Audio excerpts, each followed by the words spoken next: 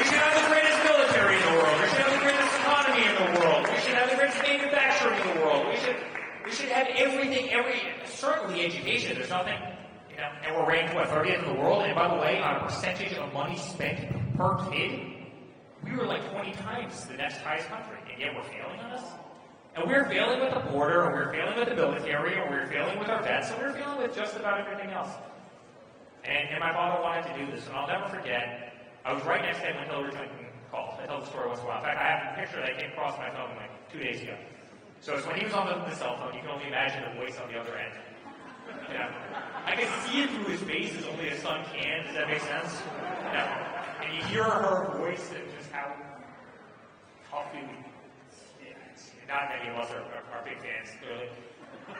And that was a great moment. That was a great moment. And I told the story this morning to a couple people that are in this room, but 12 minutes after that phone call was made, the Washington Post does an article. This is when the impeachment of Donald Trump begins. They didn't even give the guy a damn shot. He won decisively. This wasn't like a close election. He won decisively in terms of the delegate count and everything else. They didn't even give him a shot. It was the Washington, D.C. system. It was the crooked media. And we have plenty of it in this country. And they knew that they knew that the Russia thing was coming. I was the guy that got the phone calls from the Washington Post and the New York Times, right? Remember, Michael Sussman goes into the FBI headquarters. We believe that the Trump organization is communicating directly with Russia through secret servers that they have in the basement. So I get a call from the Washington Post first and the New York Times second. We hear you're communicating with the Kremlin. I go, excuse me, is this April Fool's? Like, I'm literally looking at my watch. We hear you're communicating with the Kremlin. I go, excuse me. Yeah, you have secret service in the basement from power. I can assure you don't have secret service in the basement. First of all, you don't have servers, as I explained to some people today, in basements because basements flood. Let's just start with the obvious, right? Second of all, a lot of the world is based on cloud computing now. You don't really even have servers, so this whole narrative was junk. So then Michael Sussman leaves. He calls up the New York Times, the Washington Post, and you know what he says? He says, the FBI, apparently, the FBI is investigating the Trump organization. So the New York Times, Washington Post, calls the FBI, are you investigating the Trump organization? We can't comment. And this is the beginning of the Russia investigation, which was paid for by Hillary Clinton.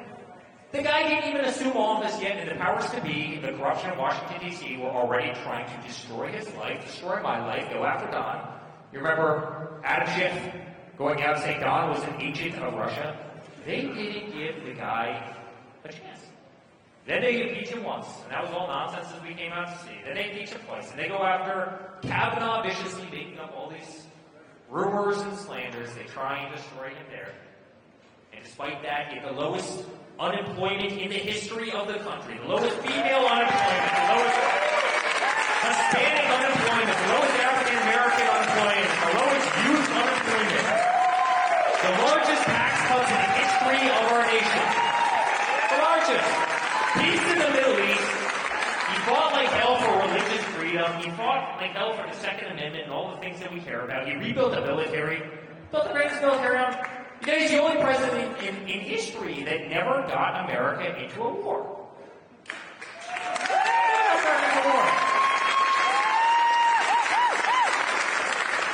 You remember Hillary would go around the place and shoot? No, he doesn't have the temperament to be president. He can't have his finger on the...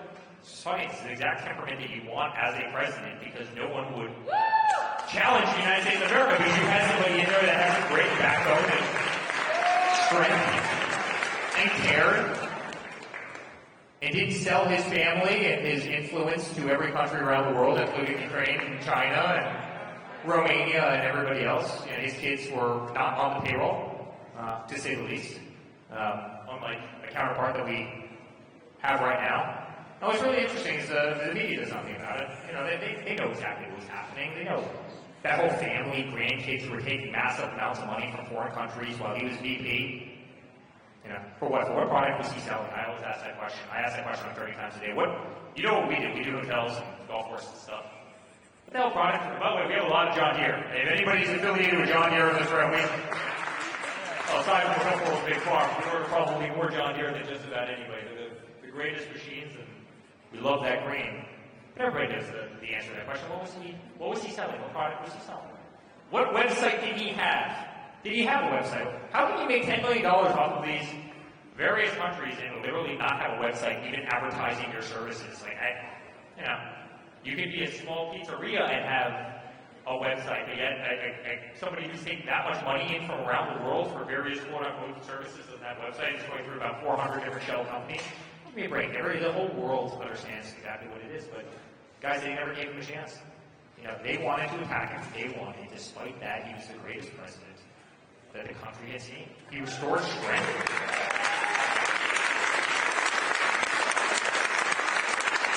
And I mentioned the story to somebody. You always tell the story that Obama told him that day when they did the transition of government. Obama told him, he goes, listen, you will be at war with North Korea next year.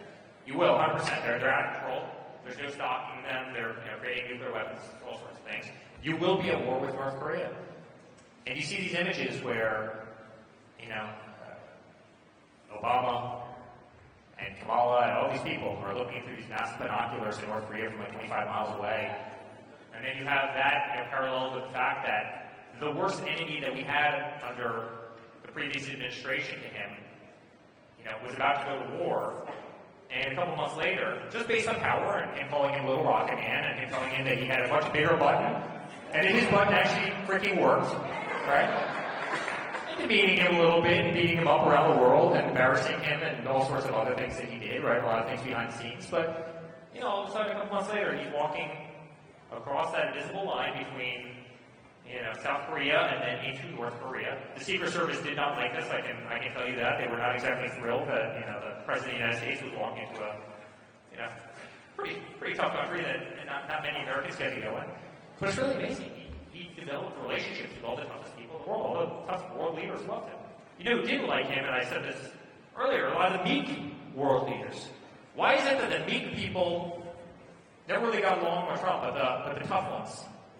He did great with Turkey, Erdogan. He did great with everyone. He did great with Japan. He did actually great, surprisingly, with China, even though there's no president in the history of this country that was tougher on China than him. He actually did decently well with him because honestly, he drew a line and he wasn't going to get pushed around. He wasn't going to be coerced and he couldn't be bought. And they knew he was no games. And when Iran started having nuclear scientists that were, nuclear scientists, but also people who were creating all the IEDs and things in Iraq, guess what? They took them out with a Reaper drone, and every single world leader paid a lot of attention to that, saying, America's willing to act. They're building the greatest army. They've rebuilt their forces. They're ordering the greatest planes on planet Earth. And it was a piece of their strength. He did a remarkable job. And you compare that to the current administration right now, and I'm not sure, and honestly, I give somebody credit if credit was due. I'm not sure if I can come up with a single quantitative metric right now today that's working. What's working? The fact that oil prices went through the absolute roof. My father had the lowest oil prices in the history of the nation. Remember?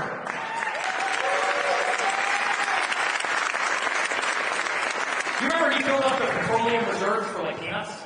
He was buying oil for like $1.28. It was unbelievable. So he picked it within like a day or two of the lowest, locked into a massive, filled up the whole energy reserves, which Biden ends up using to try to win him re-election. You probably remember that. He drained the entire petroleum reserves, which, by the way, are meant for national defense, and not meant for, trying to win yourself an election when you're grossly unpopular because you drive gas prices. So Biden comes in the first day. What does he do? He cancels the Keystone XL pipeline. Gas prices go through the roof. Then next day he comes out and says there's going to be a war on all fracking, all drilling, all this, all that, all ethanol, everything. Instant war on all forms of energy. Guess what? Gas prices go through the roof. So what follows gas prices? Inflation, right? And what else happens? Russia becomes rich. Our enemies become rich. Iran becomes rich. Russia becomes rich. It's awfully easy to fight a war against Ukraine when you're selling energy for $120 a barrel. It's awfully tough to fight a war when your greatest commodity as a country is at $25, $30 a barrel. It bankrupts them. It bankrupts our enemies. And beyond that, we were energy independent under Donald Trump, so we were sending oil and gas from the United States over to Europe. So we were making money. America was profiting off of it. Russia was making absolutely nothing. They couldn't fight wars. They couldn't enrich themselves. Same thing with Iran. And instead what happens? Energy prices go through the roof. Every time we go fill up at the pump, we get absolutely hammered. It's 3 times as expensive. But then the administration goes out and they spend $250 billion fighting a war on the other side of the globe. They shouldn't have happened. Guess whose money that is? That's your money.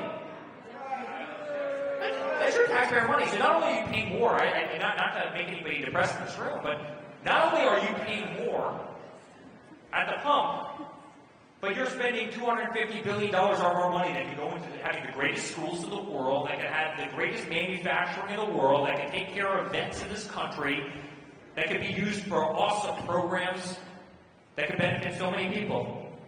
And guess what? We're paying for that. And you know how much Germany's contributed? Less than 10%. And they're not even contributing to NATO and other things. I mean, it's a joke. So guess what? We have skyrocketing inflation. Eggs go up 67%. Everything goes up. Heating oil. Heating oil goes through the absolute roof. I mean, there was a time where literally at Home Depot, 2x4s were like $16, $17 a 2x4. Everybody here remembers that. Sheets of plywood were $80. It was insane. Our entire supply chain was absolutely shot and went to garbage. And you know where Pete Buttigieg was, our great Secretary of Transportation? When nothing was on the shelves and a piece of plywood cost $80, Pete Buttigieg went on paternity leave. Because why would you leave all the shelves in the country empty and go on a hiatus?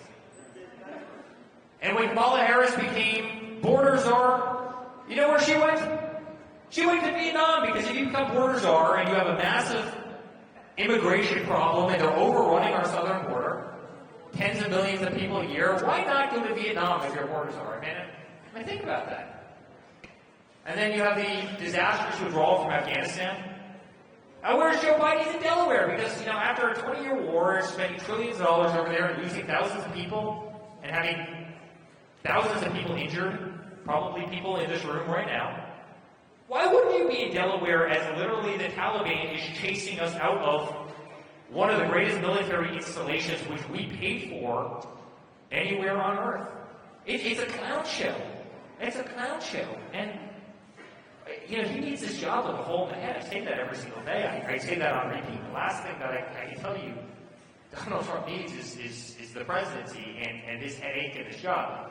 If he was to announce that he wasn't running, they would leave him alone overnight, right? Because all they're trying to do is keep him off the ticket. You saw that in Maine this week. You saw that in Colorado, as absurd as that is. He lived a much better life, but the country is truly going down the tubes based on incompetence. And you have to wonder if it was, I truly do believe it's intentional. But, it's too severe to be incompetence. It's too severe to be incompetence at this point. And then you look at every single system that's been weaponized in this country. Education's been weaponized. Higher education, you see what's happening in Harvard right now. Think about it. You have the president of Harvard that can't say that the genocide of Jewish people is not allowed on the Harvard campus? Tell me that's not like the easiest question that any person in the history has ever been asked. And their response is it's based on context. Oh yeah, for months. There's no context to that. It's just wrong. It's wrong. You see what they did in Loudoun County and the incredible moms in Loudoun County. Thank God for moms, by the way. Thank God for moms. I truly mean that. I've got the greatest wife in the world who, thank God she does the job that she does with our kids. But you saw these moms stand up and fight like hell and change around that whole system. They were indoctrinating children. There's revisionist history of each one of our kids, and there's nothing more precious and nothing more sacred to all of us than our kids, and having them grow up with American spirit and American being. But they weaponize those industries. They weaponize the FBI. They weaponize the DOJ. They've corrupted the military. The military is more interested right now in changing the name of bases. Was anybody here stationed at Bragg? Thank you.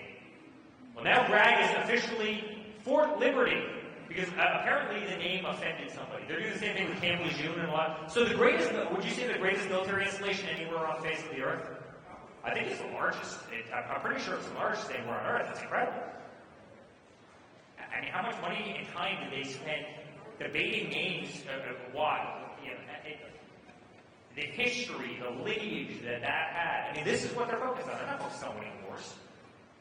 They're focused on DEI. They're focused on nonsense. They're sensitivity training.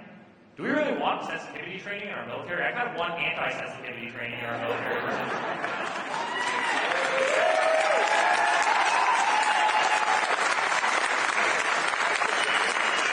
By the way, should we call Donald Trump and see if he picks up the phone? He's at dinner at Mar-a-Lago right now. Let me see if he's there. Hold on 1 second. He always picks up. He's good with his cell phone. Hey, Pops, I'm in Iowa with an incredible group of people.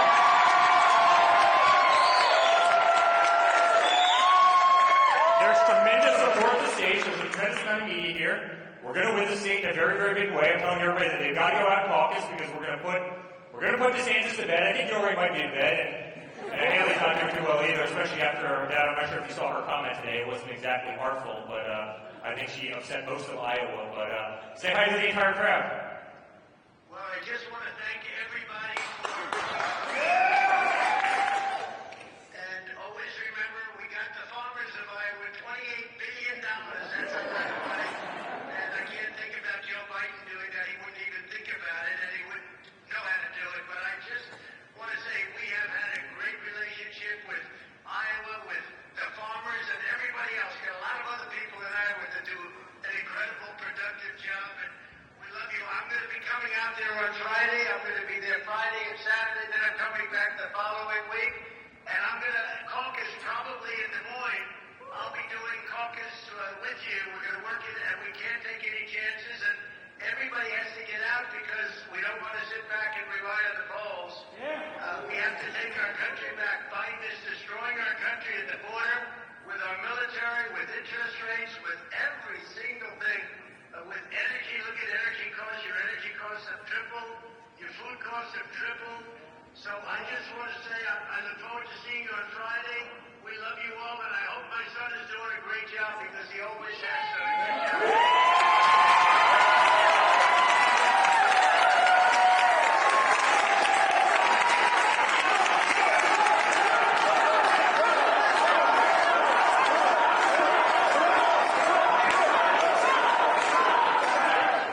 Thank you very much, Dad. Have a great dinner, and I'll see you. By the way, I'm standing between the two most beautiful John Deere tractors you've ever seen in your entire life. My father's a big fan of John Deere and everything John Deere, and so we're in the heartland. And John Deere equipment, they're great company. Good luck, everybody. I'll see you on Friday. So long.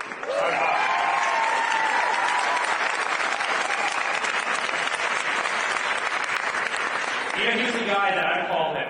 And I'll never forget this. And maybe Giuliani was in his office in New York, and this was obviously when he's in private industry, and long before politics, long before the apprentice and everything else. As a little kid, and the guy picked up his phone every time. It didn't matter if there was a president in his office. It didn't matter if there was a mayor in his office. He picked up the phone. Hi, Eric. Say hi to Mr. Giuliani. Hi, Eric. Say hi to whoever the person was. Never. He was a guy who always picked up his phone for his 3 kids every single time. And as we went to school every morning, I'd always go give him a kiss, and he'd always say, Eric, 3 things. No drinking, no drugs, and no smoking.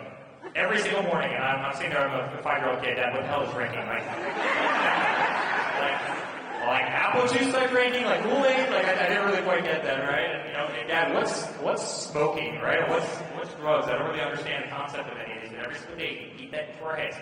No drinking, no drugs, no smoking. You better get damn good grades, right? Which is, I have high expectations for you. You better work incredibly hard. He was amazing, truly an amazing dad. We need a lot more of that in society. And, I look, again, I don't mean to bring this back up, but I look at counterparts that are in there right now, and a lot of drinking, a lot of drugs, a lot of smoking, a lot of other things, a lot of corruption, unruly pets. I don't get that. How hard is it to mess up a German Shepherd, right? They're like the greatest dogs ever, yet half my ex-Secret Service guys have gotten bitten by that dog 12 times. It's unbelievable. That dog bites everything except, you screw up your one side, you screw up your pets, it just doesn't, everybody's corrupt, everybody's not, the guy was truly remarkable. Certainly the 5 of us were always on the straight and narrow.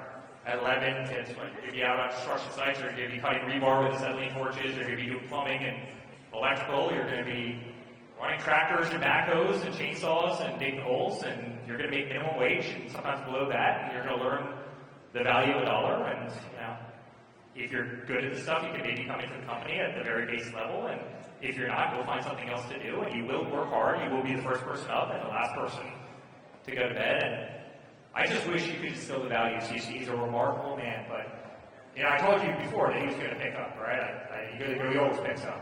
He always picks up the phone on his kids, and it's a great lesson for me, and one that I try and implement, probably not as well as he did, to tell you the truth, but it's one that I always try and implement now. But guys, we're going to win this.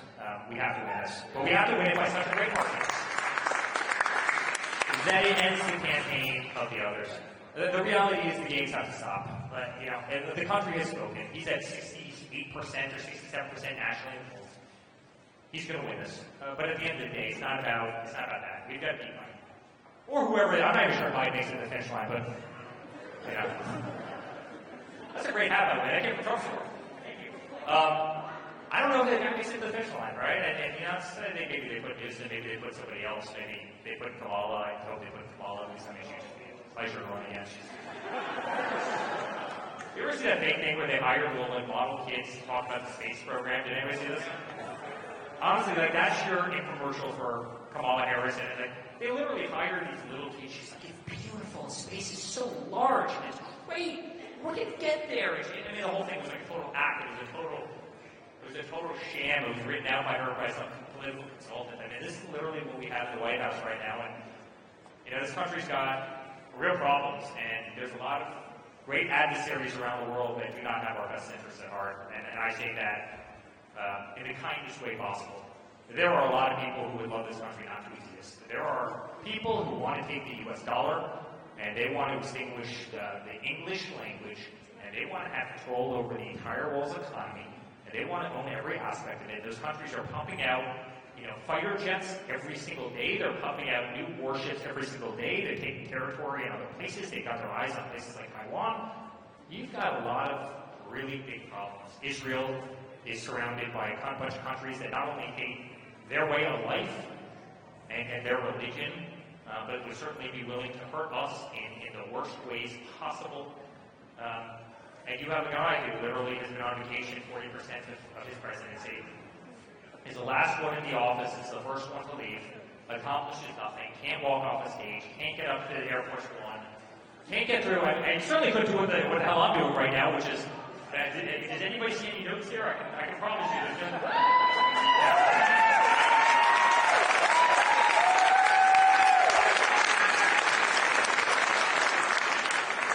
And the greatest fighter in the world is my father. In fact, it's kind of sometimes what he's actually criticized for. He's criticized for fighting too much, and we better have a fighter. This country needs a fighter like never before. We needed a fighter in 2016, but not nearly to the extent that we need a fighter right now, both to preserve what our country is and our number one position in the world, but also to preserve just core values. Those little kids right there, to preserve something from them, because we are going down an awfully tragic road. When you can have 6'5" males, guys my height, that are swimming in NCAA women's sports and beating records by 15 seconds and other things. It's not fair. It's not right. It's eroding society. We need God. We need family. We need Constitution. And we need a lot of common sense. A lot of common sense. So Iowa, we love you. I appreciate you. So good to be back. This time it's great to not be on the table at a pizza ranch, which is where it all started for me. And I'll tell you, I spoke standing on a table at every damn pizza ranch across. This place is awesome. It's actually got great chicken wings. I normally speak that I was starving, and I'd wolf down pizza and wings, and then it would give us food coma for the rest of the day. But we love you guys, and I promise we as a family will never stop fighting. As many arrows as they put in my back, as many arrows as they put in my father's back, we'll never, ever stop fighting. And we're going to win this thing. And we love you guys very much. And God bless America.